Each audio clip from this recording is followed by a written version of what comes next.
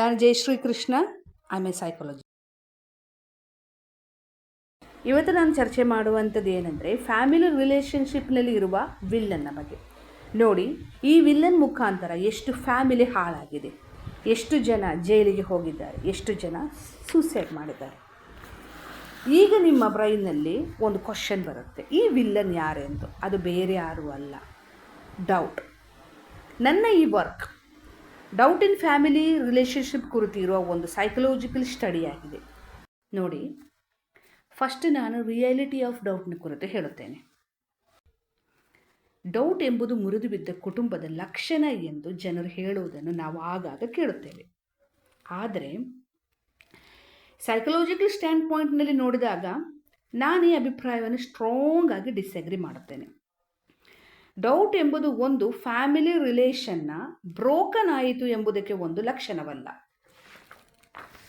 ಬದಲಾಗಿ ಇದು ಮುಂದೆ ಬರುವ ಯಾವುದಾದರೂ ಹಾನಿಯಿಂದ ತನ್ನನ್ನು ತಾನು ರಕ್ಷಿಸಲು ಮನಸ್ಸು ಮಾಡುವ ಪ್ರಯತ್ನದ ಸಂಕೇತವಾಗಿದೆ. ಇವತ್ತು ನಾನು ಮಸ್ಟಾಗಿ ಫ್ಯಾಮಿಲಿ ರಿಲೇಷನ್ಶಿಪ್ನಲ್ಲಿ 3 ಪ್ರಮುಖ ಅಂಶಗಳ ಕುರಿತು ಡಿಸ್ಕಸ್ ಮಾಡ್ತೇನೆ. ಫಸ್ಟ್, ಫ್ಯಾಮಿಲಿ ರಿಲೇಷನ್ನಲ್ಲಿ ಡೌಟ್ ಏಕೆ ಉಂಟಾಗುತ್ತೆ. 2, how it's grows and matures. 3, family ರಿಲೇಷನ್ಶಿಪ್ನಲ್ಲಿ ವಿಶ್ವಾಸವನ್ನು ಮರುಸ್ಥಾಪಿಸಲು ಒಂದು ಸೈಕಾಲಜಿಸ್ಟ್ ಯಾವ ಥರ ಸಹಾಯ ಮಾಡಬಹುದು. ನೋಡಿ, ಡೌಟ್ ಎದುರಿಸುತ್ತಿರುವ ದಂಪತಿಗಳಿಗೆ ಎಲ್ಡರ್ ಮತ್ತು ಫ್ರೆಂಡ್ಸ್ ಸಾಮಾನ್ಯವಾಗಿ ಹೀಗೆ ಹೇಳುತ್ತಾರೆ: ಡೌಟ್ ಕೇವಲ ಒಂದು ಮಿಸ್ಅಂಡರ್ಸ್ಟ್ಯಾಂಡಿಂಗ್ ಅಷ್ಟೇ, ನಿಮಗೆಲ್ಲ ವಿಷಯಗಳು ತಿಳಿದಿಲ್ಲ, ನೀವು ಕುಳಿತು ಮಾತನಾಡಿದರೆ ಸಾಕು, ನಿಮ್ಮ ಡೌಟ್ಗಳು ಬಗೆಹರಿಯುತ್ತೆ. ಆದರೆ ಒಬ್ಬ ಸೈಕಾಲಜಿಸ್ಟ್ ಆಗಿ ನಾನು ಹೇಳೋದಿಷ್ಟೇ, ಇದೊಂದು ತಪ್ಪು ಕಲ್ಪನೆ. ಸೈಕಲಾಜಿಕಲ್ ಸೈನ್ಸ್ ದೃಷ್ಟಿಕೋನದಿಂದ ಹೇಳೋದಾದರೆ ಕೇವಲ ಇನ್ಫಾರ್ಮೇಷನ್ ಎಕ್ಸ್ಚೇಂಜ್ ಮಾಡೋದ್ರಿಂದ ಡೌಟು ರಿಸಾಲ್ವ್ ಆಗಲ್ಲ. ಡೌಟ್ ಎಂದರೆ ಕೇವಲ ಇನ್ಫಾರ್ಮೇಷನ್ ಕೊರತೆ ಅಲ್ಲ, ಬದಲಾಗಿ it is A psychological state of uncertainty. ಯಾವುದರ ಮೇಲೆ? ನಿಮ್ಮ ಪಾರ್ಟ್ನರ್ನ ಮೋಟಿವ್ಸ್ನ ಮೇಲೆ, ಮತ್ತು ಎಫೆಕ್ಷನ್ನ ಮೇಲೆ, ಮತ್ತು ಟ್ರೂತ್ಫುಲ್ನೆಸ್ ಮೇಲೆ ಅಷ್ಟೇ. ಮನಸ್ಸಿನಲ್ಲಿ ಡೌಟ್ ಒಂದು ಸಾರಿ ಬೇರೂರಿದಾಗ ಆ ವ್ಯಕ್ತಿಯ ಸೈಕಲಾಜಿಕಲ್ ಬೇಸ್ ಲೈನ್ ಅದು ಸೇಫ್ಟಿ ಸ್ಟೇಟ್ನಿಂದ ಹೈಪರ್ ವಿಜಿಲೆನ್ಸ್ ಸ್ಟೇಟಿಗೆ ಶಿಫ್ಟ್ ಆಗುತ್ತೆ. ಒಂದು ಸಾರಿ ಆ ಶಿಫ್ಟ್ ಆದಮೇಲೆ ಅವರು ಅವರ ಪಾರ್ಟ್ನರ್ನ ಎಲ್ಲ ಮಾತುಗಳು ಮತ್ತು ಎಲ್ಲ ಗೆಸ್ಟರ್ಸ್ಗಳು ಮತ್ತು ಎಲ್ಲ ನಡವಳಿಕೆಗಳು ಒಂದು ಲೆನ್ಸ್ ಆಫ್ ಡೌಟ್ನಿಂದ ಫಿಲ್ಟರ್ ಮಾಡ್ತಾರೆ. ದ್ಯಾಟ್ ಮೀನ್ಸ್ ಎಲ್ಲವನ್ನು ಒಂದು ಸಂಶಯ ದೃಷ್ಟಿಕೋನದಿಂದ ನೋಡುತ್ತಾರೆ. ಇದನ್ನು ನಾನು ಸೈಕಲಾಜಿಕಲಿ ಡೌಟ್ ಎಂದು ಹೇಳುತ್ತೇವೆ. ಫ್ಯಾಮಿಲಿ ರಿಲೇಷನ್ಶಿಪ್ನಲ್ಲಿ ಡೌಟು ಅಪರೂಪಕ್ಕೆ ಮಾತ್ರ ಹೊರಗಿನ ಮೂಲಗಳಿಂದ ಉಂಟಾಗುತ್ತದೆ. ಆ್ಯಸ್ ಪರ್ ಸೈಕಲಾಜಿಕಲ್ ಸೈನ್ಸ್ ಇದು ಸಾಮಾನ್ಯವಾಗಿ 3 ಕೋರ್ ಸೈಕಲಾಜಿಕಲ್ ಫಿನೋಮಿನಿಂದ ಉಂಟಾಗುತ್ತದೆ. ಈಗ ನಾನು ಈ 3 ಕೋರ್ ಸೈಕಲಾಜಿಕಲ್ ಫಿನೋಮಿನ ಕುರಿತು ಎಕ್ಸ್ಪ್ಲೇನ್ ಮಾಡುತ್ತೇನೆ. ಆದ್ದರಿಂದ ನೀವು ಡೌಟನ್ನು ಅರ್ಥ ಮಾಡ್ಕೊಳ್ಬಹುದು, ಡೌಟ್ನ ಎದುರಿಸಬಹುದು, ಡೌಟ್ನ ಜಯಿಸಬಹುದು. Why does doubt arising in family relationship? ನೋಡಿ, ಅಟ್ ಸಮ್ ಪಾಯಿಂಟ್ ಫ್ಯಾಮಿಲಿ ರಿಲೇಷನ್ಶಿಪ್ನಲ್ಲಿ ಹೆಚ್ಚಿನ ಜನರಿಗೆ ಸಡನ್ ಆಗಿ ಡೌಟ್ ಫೀಲ್ ಆಗುತ್ತೆ. ಆ ಸಮಯದಲ್ಲಿ ನೀವು ನಿಮ್ಮ ಪಾರ್ಟ್ನರ್ನ ನೋಡಿ ಡೌಟ್ ಮಾಡ್ತೀರಾ. ನಾನಿಲ್ಲಿ ಸೇಫ್ ಆಗಿದೆಯಾ? ನಾನು ಇವರೊಟ್ಟಿಗೆ ಜೀವನ ಕಂಟಿನ್ಯೂ ಮಾಡಬಹುದೇ? ನನ್ನ ಬಿಟ್ಟು ಬೇರೆ ಯಾರ ಹತ್ರ ಆದರೂ ಇವರಿಗೆ ಸಂಬಂಧವಿದೆಯಾ? ಅವರ ನನ್ನೊಡನೆ ಸ್ನೇಹ ಇದೆಯೋ? ಈ ಥರ 100 ಕ್ವಶನ್ಸ್ ನಿಮ್ಮ ಮೈಂಡ್ನಲ್ಲಿ ಪಾಪಪ್ ಮಾಡುತ್ತೆ. ಇದರ ಅರ್ಥ ನಿಮ್ಮ ಮನಸ್ಸಿನಲ್ಲಿ ಡೌಟ್ ಬೇರೂರಿದೆ ಎಂದರ್ಥ. ಒಂದು ಸಾರಿ ನಿಮ್ಮ ಮೈಂಡ್ನಲ್ಲಿ ಡೌಟ್ ಬೇರೂರಿದರೆ ನೀವು ಸಾಮಾನ್ಯವಾಗಿ ಹೊರಗಿನ ಕಡೆಗೆ ನೋಡುತ್ತೀರಿ. Expectation gap. ಇಲ್ಲಿ ನೋಡಿ, ಎಕ್ಸ್ಪೆಕ್ಟೇಷನ್ ಮತ್ತು ರಿಯಾಲಿಟಿ ನಡುವೆ ಬರುವ ಅಂತರವನ್ನು ಮೊದಲು ಏನೆಂದು ನೋಡೋಣ. ನೋಡಿ, ಎಲ್ಲ ಪುರುಷ ಮತ್ತು ಮಹಿಳೆಯರು ಒಂದು ರಿಲೇಷನ್ಶಿಪ್ನಲ್ಲಿ ಎಂಟರ್ ಆಗೋದು ಒಂದು ಬ್ಲೂ ಪ್ರಿಂಟ್ನೊಂದಿಗೆ ಆಗಿರುತ್ತೆ. ಆ ಬ್ಲೂ ಪ್ರಿಂಟ್ ಏನೆಂದರೆ ಅವರ ಐಡಿಯಲ್ ಪಾರ್ಟ್ನರ್ ಕುರಿತು ಇರುವ ಎಕ್ಸ್ಪೆಕ್ಟೇಷನ್ ಮತ್ತು ಅವರ ಫ್ಯೂಚರ್ ಫ್ಯಾಮಿಲಿ ಕುರಿತು ಇರುವ ಎಕ್ಸ್ಪೆಕ್ಟೇಷನ್. ಆದರೆ ಆಫ್ಟರ್ ಮ್ಯಾರೇಜ್ ಈ ಎಕ್ಸ್ಪೆಕ್ಟೇಷನ್ ಮತ್ತು ರಿಯಾಲಿಟಿ ನಡುವೆ ವ್ಯತ್ಯಾಸಗಳು ಉಂಟಾಗುತ್ತದೆ. ಈ ಡಿಫ್ರೆಂಟನ್ನು ಒಂದು ಗ್ಯಾಪ್ ಓಪನ್ ಮಾಡೋಕ್ಕೆ ಕಾರಣವಾಗುತ್ತೆ. ಈ ಡಿಫ್ರೆಂಟ್ ಸೈಕಲಾಜಿಕಲ್ ಸೈನ್ಸ್ನಲ್ಲಿ ನಾವು ಎಕ್ಸ್ಪೆಕ್ಟೇಷನ್ ಗ್ಯಾಪ್ ಎಂದು ಹೇಳುತ್ತೇವೆ. ಈ ಎಕ್ಸ್ಪೆಕ್ಟೇಷನ್ ಗ್ಯಾಪ್ ನಾನು ಮೊದಲು ಹೇಳಿದ 3 core psychological ಫಿನೋಮಿನಾದಲ್ಲಿರುವ fundamental psychological phenomena. ನೋಡಿ, ಒನ್ಸೇ ಎಕ್ಸ್ಪೆಕ್ಟೇಷನ್ ಗ್ಯಾಪ್ ಉಂಟಾದಾಗ ನಮ್ಮ ಬ್ರೈನ್ ಕಾಗ್ನಿಟಿವ್ ಡಿಸೋನೆನ್ಸ್ ಸ್ಟೇಟ್ ಎಂಟರ್ ಆಗುತ್ತೆ. ಕಾಗ್ನಿಟಿವ್ ಡಿಸೋನೆನ್ಸ್ ಏನೆಂದು ನಾನೀಗ ಹೇಳುತ್ತೇನೆ. ನೋಡಿ, ನಮ್ಮ ಆ್ಯಕ್ಷನ್ ನಮ್ಮ ಬಿಲೀಫು ಮ್ಯಾಚ್ ಆಗಿರಬೇಕು. ದ್ಯಾಟ್ ಈಸ್ ಸೈಕಲಾಜಿಕ್ ಸೈನ್ಸ್ನಲ್ಲಿ ಯಾವಾಗ ನಿಮ್ಮ ಆ್ಯಕ್ಷನ್ನು ನಿಮ್ಮ ಬಿಲೀಫು ಮ್ಯಾಚ್ ಆಗಿಲ್ಲ ಅಂದರೆ ಆಟೋಮೆಟಿಕ್ಕಾಗಿ ನಿಮಗೆ ಒಂದು ಡಿಸ್ಕಂಫರ್ಟ್ ಆರ್ ಸ್ಟ್ರೆಸ್ ಫೀಲ್ ಆಗುತ್ತೆ. ಇನ್ ಸೈಕಲಾಜಿಕ್ ಸೈನ್ಸ್ನಲ್ಲಿ ಈ ಡಿಸ್ಕಂಫರ್ಟ್ ಮತ್ತು ಸ್ಟ್ರೆಸ್ನ ನಾವು ಕಾಗ್ನಿಟಿವ್ ಡಿಸೋನೆನ್ಸ್ ಎಂದು ಹೇಳುತ್ತೇವೆ. ನೋಡಿ, ಈ ಕಾಗ್ನಿಟಿವ್ ಡಿಸೋನೆನ್ಸ್ ನಿಮ್ಮ ಬ್ರೈನ್ನಲ್ಲಿ ಡೈರೆಕ್ಟಾಗಿ ಡೌಟ್ನ ಟ್ರಿಗರ್ ಮಾಡುತ್ತೆ. ಇನ್ನೊಂದು ಸಾರಿ ನಾನು ಸಿಂಪಲ್ ಆಗಿ ಹೇಳುತ್ತೇನೆ, ನಿಮ್ಮ ಎಕ್ಸ್ಪೆಕ್ಟೇಷನ್ ಮತ್ತು ರಿಯಾಲಿಟಿಯು ಮ್ಯಾಚ್ ಆಗಿಲ್ಲ ಅಂದರೆ ಒಂದು ಗ್ಯಾಪ್ ಓಪನ್ ಆಗುತ್ತೆ. ಈ ಗ್ಯಾಪ್ನ ಸೈಕಲಾಜಿಕ್ನಲ್ಲಿ ಎಕ್ಸ್ಪೆಕ್ಟೇಷನ್ ಗ್ಯಾಪ್ ಎಂದು ಹೇಳುತ್ತೇವೆ. ಈ ಎಕ್ಸ್ಪೆಕ್ಟೇಷನ್ ಗ್ಯಾಪ್ ಓಪನ್ ಆದ ತಕ್ಷಣ ನಮ್ಮ ಬ್ರೈನ್ ಕಾಗ್ನಿಟಿವ್ ಡಿಸೋನೆನ್ಸ್ ಸ್ಟೇಟ್ಗೆ ಎಂಟರ್ ಆಗುತ್ತೆ. ಈ ಕಾಗ್ನಿಟಿವ್ ಡಿಸೋನೆನ್ಸ್ ಸ್ಟೇಟ್ ನಮ್ಮ ಬ್ರೈನ್ನಲ್ಲಿ ಡೈರೆಕ್ಟಾಗಿ ಡೌಟ್ ಟ್ರಿಗರ್ ಮಾಡುತ್ತೆ ಅಷ್ಟೇ.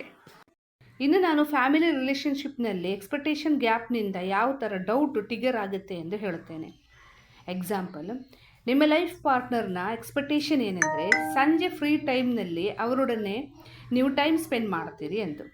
ಆದರೆ ಎಲ್ಲ ದಿನವೂ ಸಂಜೆ ಫ್ರೀ ಟೈಮ್ನಲ್ಲಿ ನೀವು ಫೋನ್ನಲ್ಲಿ ಬ್ಯುಸಿ ಆಗುತ್ತೀರಿ. ಇದರಿಂದ ನಿಮ್ಮ ಲೈಫ್ ಪಾರ್ಟ್ನರ್ನ ಒಂದು ಎಕ್ಸ್ಪೆಕ್ಟೇಷನ್ ಗ್ಯಾಪ್ ಓಪನ್ ಆಗುತ್ತೆ. ಈಗ ನಿಮ್ಮ ಲೈಫ್ ಪಾರ್ಟ್ನರ್ ಒಂದು ಸ್ಟ್ರೆಸ್ಸು ಅವ್ರ ಡಿಸ್ಕಂಫರ್ಟ್ ಫೀಲ್ ಆಗುತ್ತೆ. ಯಾಕೆಂದರೆ ಅವರ expectation do not match with actual experiences. ಈ ಮೆಂಟಲ್ ಸ್ಟ್ರೆಸ್ ಅವ್ರ ಡಿಸ್ಕಂಫರ್ಟ್ನ ನಾವು ಕಾಗ್ನಿಟಿವ್ ಡಿಸೋನೆನ್ಸ್ ಎಂದು ಹೇಳುತ್ತೇವೆ. ಈ ಕಾಗ್ನಿಟಿವ್ ಡಿಸೋನೆನ್ಸ್ ನಮ್ಮ ಬ್ರೈನ್ನಲ್ಲಿ ಡೌಟ್ನ ಟ್ರಿಗರ್ ಮಾಡುತ್ತೆ. ಯಾವ ಡೌಟು? ಫಸ್ಟು, ನಿಮ್ಮ ಲೈಫ್ ಪಾರ್ಟ್ನರ್ ಮೈಂಡ್ನಲ್ಲಿ ಈ ಥರ 2 ಡೌಟು ಪಾಪಪ್ ಮಾಡಬಹುದು. ನನ್ನ ಲೈಫ್ ಪಾರ್ಟ್ನರ್ಗೆ ನಾನು ಬೇಸರವಾಗಿದೆಯಾ? ಅವರಿಗೆ ನನ್ನ ಮೇಲೆ ಇನ್ನೂ ಪ್ರೀತಿ ಇಲ್ಲವೇ? ನಾನು ಮೇಲೆ ಹೇಳಿದ 2 ಎಕ್ಸಾಂಪಲ್ ಆ್ಯಸ್ ಎ ಸೈಕಾಲಜಿಸ್ಟ್ ನಾನು ಅಟೆಂಡ್ ಮಾಡಿದ ಕ್ಲೈಂಟ್ನ ರಿಯಲ್ ಇಶ್ಯೂ ಆಗಿದೆ. ನೋಡಿ, ಈಗ ನಿಮಗೆ ಅರ್ಥವಾಯಿತಲ್ಲ ಎಕ್ಸ್ಪೆಕ್ಟೇಷನ್ ಗ್ಯಾಪ್ ಯಾವ ಥರ ಡೌಟ್ನ ಟ್ರಿಗರ್ ಮಾಡುತ್ತೆ ಎಂದು.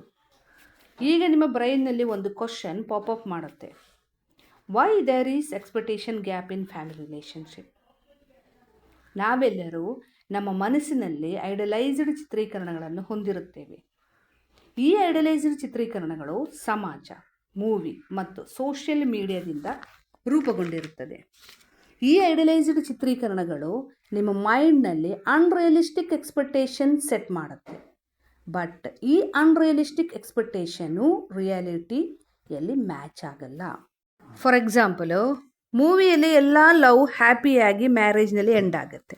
ಆದರೆ ರಿಯಾಲಿಟಿಯಲ್ಲಿ ಎಲ್ಲ ಲವ್ ಹ್ಯಾಪಿಯಾಗಿ ಮ್ಯಾರೇಜ್ನಲ್ಲಿ ಎಂಡ್ ಆಗುತ್ತಾ? ನೋಡಿ, ಎಕ್ಸ್ಪೆಕ್ಟೇಷನ್ ಏನು, ರಿಯಾಲಿಟಿ ಏನು? ಎಕ್ಸ್ಪೆಕ್ಟೇಷನ್ ರಿಯಾಲಿಟಿ ಮ್ಯಾಚ್ ಆಗೋದು ನನ್ನ ಅಬ್ಸರ್ವೇಷನ್ನೇ ಬಹಳ ಕಮ್ಮಿ. ಯಾಕೆ ಎಂದು ನೀವು ಕೇಳಿದರೆ, ಬೊಂಬೆ ಆಡಿಸೋನು ಮೇಲೆ ಕುಳಿತುಕೊಂಡು ನಿಮಗೆ ಯಾಕೆ ಟೆನ್ಷನ್ನು? ಲಗಾಮು ದೇವ್ರ ಕೈಲಿ, ನಾವೇನು ಮಾಡೋಣ? ಎಲ್ಲರೂ ಮುಖ ಮುಚ್ಕೊಂಡು ಡ್ರಾ ಮಾಡೋಣ.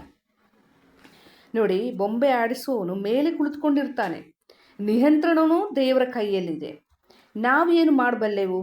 ದೇವರು ಕೊಡುವುದನ್ನು ರಿಯಾಲಿಟಿ, ಅದನ್ನು ಪ್ರತಿಯೊಬ್ಬರೂ ಅಕ್ಸೆಪ್ಟ್ ಮಾಡಬೇಕು ಅಷ್ಟೇ, ಬೇರೆ ಏನೂ ಮಾಡೋಕ್ಕೆ ಆಗಲ್ಲ. ನಾನು 3 ಫಿನೋಮಿನಲ್ಲಿ ಎಕ್ಸ್ಪೆಕ್ಟೇಷನ್ ಗ್ಯಾಪ್ ಏನೆಂದು ಹೇಳಿದೆ. ನೆಕ್ಸ್ಟ್ ನಾನು second phenomena is the echo of past betrayal. ಈಗ ನಾನಿದು ಏನೆಂದು ಎಕ್ಸ್ಪ್ಲೇನ್ ಮಾಡುತ್ತೇನೆ. ಮೋಸ್ಟ್ಲಿ ನಿಮ್ಮ ಈಗಿನ ಸಂದೇಹಗಳಿಗೆ ಪ್ರಸ್ತುತ ಪಾರ್ಟ್ನರ್ಗೆ ಯಾವುದೇ ಸಂಬಂಧವಿರುವುದಿಲ್ಲ. They are just an echo of your past betrayal. ನೀವು ಹಿಂದೆ ದ್ರೋಹ ಅನುಭವಿಸಿದ್ದರೆ ಅದು ನಿಮ್ಮ ನರ್ವಸ್ ಸಿಸ್ಟಮ್ನ ಅಲ್ಟರ್ ಮಾಡುತ್ತೆ. ಅದು ಹೇಗೆಂದರೆ, ನಮ್ಮ ಬ್ರೈನ್ನಲ್ಲಿ ಒಂದು ರೀಜನ್ ಇದೆ, ಅದನ್ನು ನಾವು ಅಮಿಗ್ದಾಲ್ ಎಂದು ಹೇಳುತ್ತೇವೆ. ನಿಮ್ಮ ಫಾಸ್ಟ್ ದ್ರೋಹ ಈ ಅಮಿಗ್ದಲ್ ರೀಜನ್ನ ಹೈ ಅಲರ್ಟ್ ಸ್ಟೇಟ್ಗೆ ಶಿಫ್ಟ್ ಮಾಡುತ್ತೆ. ಆದ ಕಾರಣ amygdala constantly scan for familiar danger sign. This is a biological survival mechanism. ಈ biological survival mechanism is a wired directly into your nervous system. ಈ biological survival mechanism is automatic ಆಗಿದೆ, ನೀವು ಅದನ್ನು control ಮಾಡೋಕ್ಕಾಗಲ್ಲ. ಈ ಬಯೋಲಾಜಿಕಲ್ ಸರ್ವೈವಲ್ ಮೆಕ್ಯಾನಿಸಮ್ ನಿಮ್ಮ ಜೀವನದಲ್ಲಿ ಹಿಂದೆ ನಡೆದ ಬಿಟ್ರಿಯಲ್ ನೀವು ಅರಿವಿಲ್ಲದೆ ನಿಮ್ಮ ಪ್ರಸ್ತುತ ಸಂಬಂಧದ ಮೇಲೆ ಆರೋಪಿಸುತ್ತೀರಿ. You are not doing anything wrong. ಹಿಂದಿನ ದ್ರೋಹದ ಕಾರಣದಿಂದಾಗಿ ನಿಮ್ಮ ನರ್ವಸ್ ಸಿಸ್ಟಮ್ ನಿಮ್ಮ ಪಾರ್ಟ್ನರ್ನನ್ನು ಒಂದು ಥ್ರೆಟ್ನಂತೆ ಟ್ರೀಟ್ ಮಾಡುತ್ತೆ. ಇನ್ನು ನಾನು ಮೂರನೇ ಫಿನೋಮಿನ ಹೇಳುತ್ತೇನೆ, the mask of silent assumption. Over time ಕುಟುಂಬದಲ್ಲಿ ನಾವು ಒಂದು ಡೇಂಜರ್ ಟ್ರ್ಯಾಪ್ನಲ್ಲಿ ಬೀಳುತ್ತೇವೆ. ಈ ಡೇಂಜರಸ್ ಟ್ರ್ಯಾಪ್ ಏನೆಂದರೆ, ವಿ ಸ್ಟಾಪ್ ಆಸ್ಕಿಂಗ್ ಕ್ವಶನ್. ಯಾಕೆ? We think we already know the answers. We stop communication. We start assuming. ನಾವು ಏನು ಅಸ್ಯೂಮ್ ಮಾಡುತ್ತೇವೆ ಅಂದರೆ, ನಿಮ್ಮ ಹಸ್ಬೆಂಡ್ ಇಲ್ಲ ವೈಫ್ ಟಯರ್ಡಾಗಿ ಮನೆಗೆ ಬಂದರೆ ನೀವು ಒಂದು ಕ್ವಶನ್ನು ಕೇಳಲ್ಲ. ಯಾಕೆ? ನೀವೇ ಅಸ್ಯೂಮ್ ಮಾಡುತ್ತೀರಿ ನಿಮಗೆ ಆನ್ಸರ್ ಗೊತ್ತು ಎಂದು. ಇನ್ನೊಂದು ಎಕ್ಸಾಂಪಲ್ ಹೇಳುತ್ತೇನೆ. ನೀವು ಒಂದು ಮೆಸೇಜ್ ಹಾಕಿದೆ, ನಿಮ್ಮ ಹಸ್ಬೆಂಡ್ ಅವ್ರ ವೈಫ್ ಅದಕ್ಕೆ ರಿಪ್ಲೈ ಮಾಡಿಲ್ಲ. ನೋಡಿ, ಅವರ ಹತ್ರ ನೀವು ಯಾಕೆ ಮೆಸೇಜ್ ರಿಪ್ಲೈ ಮಾಡಿಲ್ಲ ಎಂದು ಕೇಳೋದಿಲ್ಲ. ನೀವೇ ಅದಕ್ಕೆ ಕಾರಣ ಅಸ್ಯೂಮ್ ಮಾಡುತ್ತೀರಿ. ಈ guess work very very danger. ನೀವು ಪ್ರಶ್ನೆಯನ್ನು ಕೇಳುವುದನ್ನು ನಿಲ್ಲಿಸಿದಾಗ ನಿಮ್ಮ ಮನಸ್ಸಿನ ಆ ಖಾಲಿ ಜಾಗವನ್ನು ಅತ್ಯಂತ ಕೆಟ್ಟ ಸನ್ನಿವೇಶಗಳ ಕಲ್ಪನೆಯಿಂದ ತುಂಬಿಕೊಳ್ಳುತ್ತದೆ. ಫಾರ್ ಎಕ್ಸಾಂಪಲ್, ಹಸ್ಬೆಂಡ್ ಅವ್ರ ವೈಫ್ನ ಸೈಲೆಂಟ್ನ ನಿಮ್ಮ ಮೈಂಡ್ ರಿಜೆಕ್ಷನ್ ಎಂದು ಫೀಲ್ ಮಾಡುತ್ತೆ. ಮೇ ಬಿ ಅವರು ಟಯರ್ಡ್ ಆಗಿರಬಹುದು, ಇಲ್ಲದೆ ಆಫೀಸ್ ಸ್ಟ್ರೆಸ್ನಲ್ಲಿ ಆಗಿರಬಹುದು. ಇನ್ನೊಂದು, ನಿಮ್ಮ ಹಸ್ಬೆಂಡ್ ಅವ್ರ ವೈಫ್ನ ಸ್ಟ್ರೆಸ್ನ ಪ್ರೀತಿಯ ಕೊರತೆ ಎಂದು ಫೀಲ್ ಮಾಡುತ್ತೆ. ಸೊ ಮೈ ಫೈನಲ್ ಪಾಯಿಂಟ್, ಯಾವಾಗ ಡೈರೆಕ್ಟ್ ಕಮ್ಯುನಿಕೇಷನ್ ಸ್ಟಾಪ್ ಆಗುತ್ತೆ, ಊಹೆ ಆರಂಭವಾಗುತ್ತೆ. ಯಾವಾಗ ಊಹೆ ಆರಂಭವಾಗುತ್ತೆ, ಡೌಟ್ ಉಂಟಾಗುತ್ತೆ. Understanding this 3 phenomena is the first step towards confronting doubt. ಕೊನೆಯದಾಗಿ ಹೇಳೋದಾದರೆ, ಫ್ಯಾಮಿಲಿಯಲ್ಲಿ ಡೌಟ್ ಸಡನ್ನಾಗಿ ಅಥವಾ ಶೂನ್ಯದಿಂದ ಉದ್ಭವಿಸುವುದಿಲ್ಲ. ಇದು 3 ಸೈಕಲಾಜಿಕಲ್ ಫಿನೋಮಿನ ಮೂಲಕ ರೂಪುಗೊಳ್ಳುತ್ತದೆ. First, expectation gap. ನನ್ನ ಪ್ರಾಕ್ಟೀಸ್ನಲ್ಲಿ ನಾನು ನೋಡಿದ ಪ್ರಕಾರ ಮೋಸ್ಟ್ ಆಫ್ ದ ಫ್ಯಾಮಿಲಿಯಲ್ಲಿ ಈ ಪೇನ್ಫುಲ್ ಡಿಸ್ಟೆನ್ಸ್ ಇರುತ್ತೆ. ರಿಯಾಲಿಟಿ ನಮ್ಮ ಕೈಯಲ್ಲಿಲ್ಲ, ಅದು ದೇವರ ಕೈಯಲ್ಲಿ. Second is the echo of past betrayal. And finally the mask of assumptions. ನಮಗೆ ಈ ಡೌಟ್ನ ಡಿಸ್ಮ್ಯಾಂಡಲ್ ಮಾಡಬೇಕೆಂದರೆ ನಾವು ಮೊದಲು ಹೇಳಿದ 3 ಸೈಕಲಾಜಿಕಲ್ ಫಿನೋಮಿನಾವನ್ನು ಡಿಸ್ಮ್ಯಾಂಟಲ್ ಮಾಡಬೇಕು. ಅದು ಯಾವ ಥರ ಅಂದರೆ, ನೆಕ್ಸ್ಟ್ ವಿಡಿಯೋದಲ್ಲಿ ನಾನು ಎಕ್ಸ್ಪ್ಲೇನ್ ಮಾಡುತ್ತೇನೆ. ನೋಡಿ, doubt may be a natural human response to pain, but it does not have to be the final chapter of your family story. Thank you for watching my video. Wish you all the best.